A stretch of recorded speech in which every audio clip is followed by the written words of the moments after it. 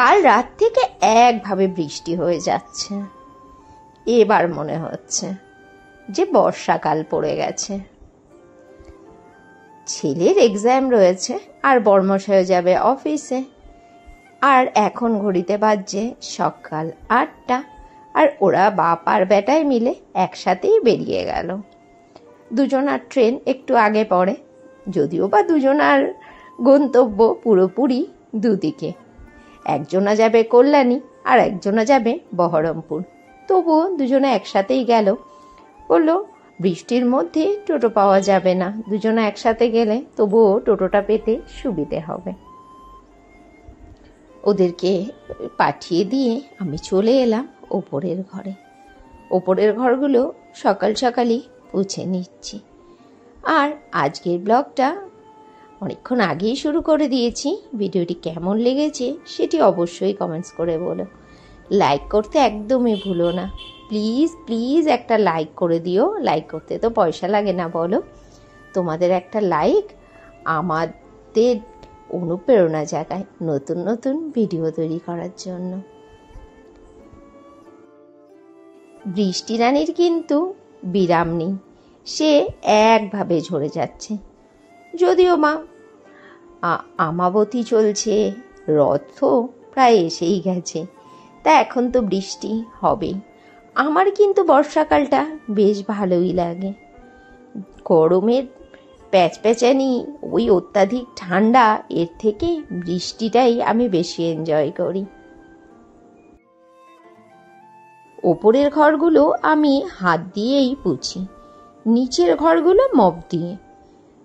ওপরের ঘরে যেহেতু হোয়াইট কালারের টাইলস, মপ দিয়ে পুছলে না ঠিকমতো পরিষ্কার হয় না।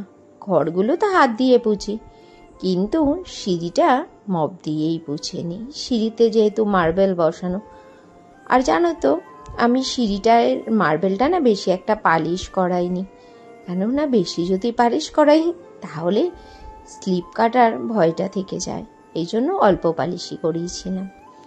আর এদিকে মেশিনে জামা কাপড়গুলো লাগিয়ে দিয়েছিলাম, আর ওই ফাঁকে কিন্তু নিচের ঘরের কাজগুলোও সেরে এসেছিলাম।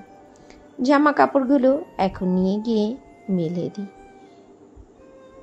আর জানো তো এই যে বর্ষাকালে আমি জামা কাপড়গুলো ব্যালকনিতে এনে দিই। রোদ যদিও বা উঠলেও আমি তবুও যেন বাইরে মেলার সাহস পাই না, এখানেই ভালো। বৃষ্টি আসলেও দৌড়ে গিয়ে জামা কাপড় তোলার কোনো তাড়া থাকে না। দিব্যি সুন্দর শুকিয়ে যায় জানো জামা কাপড়গুলো এখানে।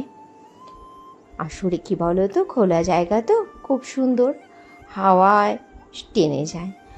আর যেহেতু মেশিনে কাচা, 80% ওপরে তো এমনিতেই জামা কাপড়গুলো শুকিয়ে যায়, কোনো অসুবিধাই হয় না।